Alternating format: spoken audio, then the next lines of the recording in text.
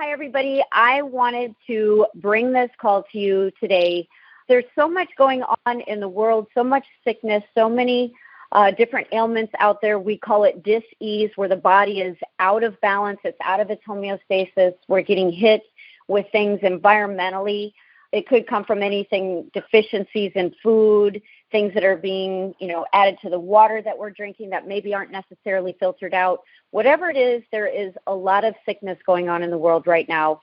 And most of you know I'm a doctor of naturopathy. I went to school through Trinity School of Natural Health. And since then, I have studied with numerous kinds of doctors. I've not hidden any of that. I always put everything out there in the open. And I get referrals from people all the time that know that I'm out here and that I'm working with people and doing my best to give them hope and to kind of lay out a game plan. We look at what people are eating. We look at what they're drinking. We look at sleep habits. And we try to just get things more in balance. And this is not alternative remedy. This is what has been around for thousands of years. People didn't have the modern day medicine as we know it. And they had to do the things that I specialize in, which is back to our roots, back to the plants, back to the healthy things, back to the nutrition and supplementation and lifestyle changes. So we have a guest on today. I am, for the protection of the parties, not going to state their names. We're not going to state exactly what they did, but I do want to lay out for you that she came to me by referral in the month of December 2018. And I received a phone call from her, and she said, and it was kind of gut-wrenching, the tone of her voice when she called me. And sometimes I can't take a call because I'm so busy with other people. And if I have things lined up on the calendar or people on the other line, when I receive a phone call like I received from her, I will clear the line out. And I will not leave that person until we get to what it is that they're calling me about. And she called me, and she stated some very specific words, which were, "Randi, please help me save my son." And with that, I stayed on the line with her, cleared out my other line, and we got to talking, and we got a little bit of history of what her son was going through and his age range, which he is in his 40s. And he had been battling for a long time. So if you would, go ahead and give us a little bit of history about your son. My son had cancer the first time when he was 20 months old, and it was a Wilms tumor, and that is a tumor that is more prevalent in adolescents than adults. He did have the tumor removed, the kidney also removed, and had chemotherapy and radiation. And after that, several years, had scoliosis, so we dealt with that because the kidney and the muscles around that on that side were removed, and we were told that that was probably going to be inevitable. So we dealt with that. And in the fall of 2017, actually a couple of months before that, John started getting some pains in the stomach, and also his blood sugar count went, and he's not diabetic, went crazy. It took a long time, it seemed, to find out what was wrong, and the diagnosis came out in October of 2017 that he had pancreatic cancer. The doctor believes in doing chemotherapy and radiation before surgery, and that's what happened. He went through all of that, and then on June 29th of 2018, he had he had a surgery, an 11-hour surgery called a Whipple procedure.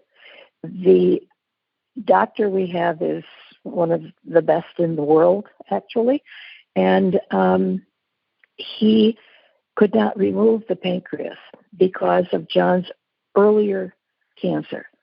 All of the organs had moved counterclockwise, and the scar tissue was like concrete, and he just couldn't get to it. it isn't the news that we wanted. And we were, trying to deal with this. So that's what brought me to this December phone call. Yes. So that's the background. Okay, very good. So basically what we did is we went over his lifestyle. We went over what was going on with him. You told me the history. You told me different things that he had been through these procedures, and he was really in bad shape, really bad shape. How bad was it? When you're 49 years old and you're told that you have terminal cancer and you have 4 little children, the mental anxiety, the depression, he has had all the radiation that he possibly can ever have in his life. So radiation is no longer on the table. And they think that this is actually what brought on this pancreatic cancer. When he was little, technology is not like it is today. And the radiation that he was given for that cancer, the Wilms tumor, was, let's say, like a gunshot. Compared to nowadays, it's like a sniper bullet, extremely precise. So what the doctors are feeling is that he was over-radiated, too large an area, and the pancreas is right there, where right smack dab next to where his original cancer was when he was 20 months old. And they feel that that is what has brought the cancer on at the age of 49. So we didn't know what else to do. The chemotherapy he went through was they were doing the strongest they could. They had 5 different things mixed together, and he was a zombie, an absolute. He could hardly function. He couldn't drive a car. He just couldn't. So I started reading up and checking on things and decided that we needed to take it a step further. So that's what we did. And you reached out and you started to gather your options, which was good. And so moving forward, there was another phone call. We implemented some things. We were very aggressive about it. We did not hold back on anything. As a naturopath, I do not treat, diagnose, or cure. I'd never state any of those things. What we do is we give hope, and we load the body up with so many nutrients that you're giving it the ammo to go into the fight. And we've got to strengthen and support the body's immune system. So those are the focuses. So we get rid of any bad and we put in any good. And it's always totally up to the client or the family members. Nobody is holding anybody to it. We're not saying you have to do this. It is completely optional. And if you do it, you have some better odds of survival, because this is what the body is screaming for to begin with. So, we were 30 days into this, and I get another phone call from you, and you said he is doing better. It's gone back some. They've had some tests, and it had regressed, but you said everything is looking better, and we have hope now, but he isn't putting on any weight. And so we tweaked a few things. I threw out a couple of ideas and options for you. And I think you and I touched base within about 24 to 48 hours of that. And you said, my gosh, he did this. And all of a sudden he had this incredible appetite. You remember that phone call? Yeah. There are some days that he is extremely hungry and other days he's just normal. And then some days, he's just, not that hungry. But in any event, that has definitely improved because, part of the problem, of course, is you have to realize that in the surgery, a third of his stomach was removed. They completely redirected his digestive system. And that all takes time. It does take your time. Body to acclimate itself, to this new situation. And his system is still working on that. The main thing that we are always concerned about is metastasizing. And so it wasn't until, I want to say maybe 2 months ago, that they did a scan, a complete scan, like they did just before the surgery, which was the end of June of 2018. So that was quite a long time, and we were extremely anxious, wondering what the results were going to be. I mean, to the point of, hyperventilating almost. Anyway, so when the radiologist came in and said, there is no metastasizing, and I'm sorry, it was the oncologist who came in and said, there's no metastasizing, and the 2 tumors that are in the pancreas have not grown. I mean, we went crazy. We were so elated. And the oncologist said, whatever you are doing, just keep doing it. Now, last week, we went in for another set of scans. And again, the next day we were told exactly the same news, that there's no metastasizing anywhere, that the tumors in the pancreas have not grown. And after the doctor walked out, his physician's assistant looked at us and said, I really, really want you to understand what we're saying, that by now, and she took her hand and sort of moved it, in front of her own abdomen, saying, by now, most people would have lots of other things happening, meaning, metastasizing. She said, this is very unusual. And, we're extremely delighted, where we are right now. So, that's exactly, right now, between the medicine or the supplements, that I prepare for him, which I do in little snack bags, and I mark them Monday to 7 days a week, and I do 3 a day, 1, 2, and 3 for Monday, Tuesday, Wednesday, and so on. And I divide up the pills because no one can consume all of those supplements, in one fell swoop. So we work it out this way, and I keep track. It's quite easy to do that, and it's we are still every day, and every time we go in for these scans, we are always going to be holding our breath. And pancreatic cancer is a very bad type of cancer to have, and none of it is good, but it's extremely difficult, and the cure rate is just not there, like with colon cancer and some others. Just hopeful, and we're walking the walk. So that's it.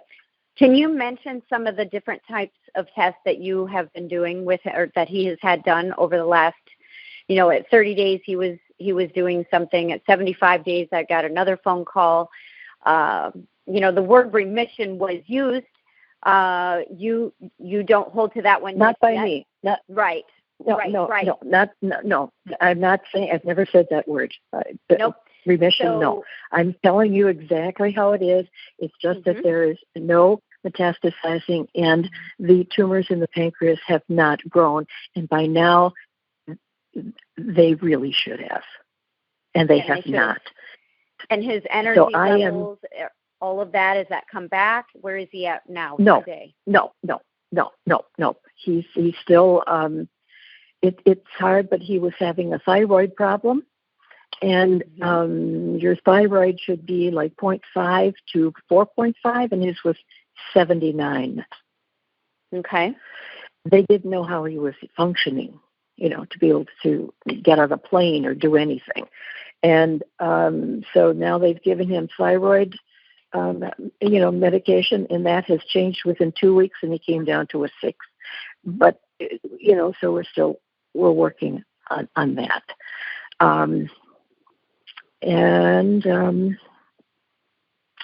What other improvements have you seen?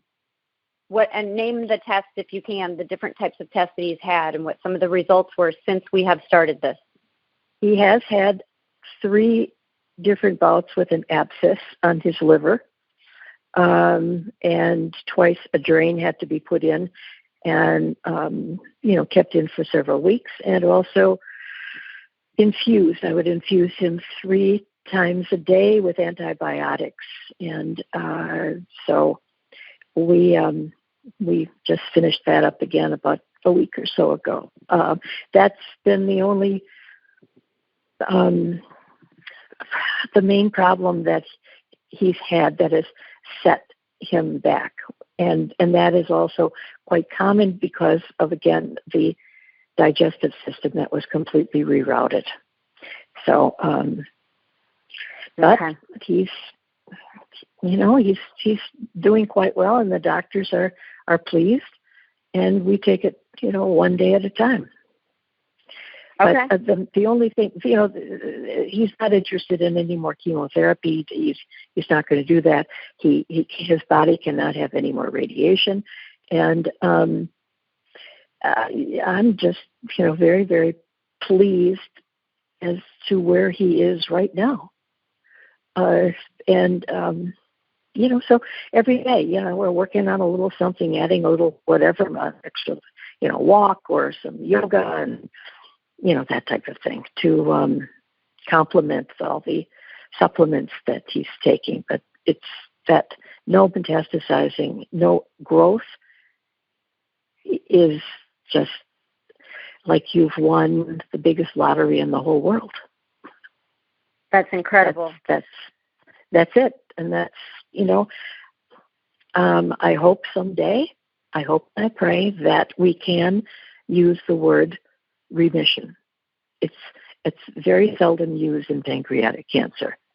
But I am continuing with the program and being hopeful because, as the oncologist said, whatever you're doing, just keep doing it. Perfect. What more can I say? That's it. That's it. Every day with him is a gift. And I'm sure for him, every day with you is a gift. And I'm just happy that we could jump in there and help. And hopefully this interview here will give people hope. I hope so, because it is such an important part of whatever type of cancer someone is facing. And I've spoken to so many different health people, at the professionals at the hospital. And they say it is so important to have the correct attitude. So when you're taking these supplements and then you get these kinds of reports in our situation, which are just, lift your spirit. So you just, one never knows. And everyone's cancer is different. Everyone reacts differently. But so far, our situation has been extremely positive. And if this will help even one other person out there, I will be extremely happy.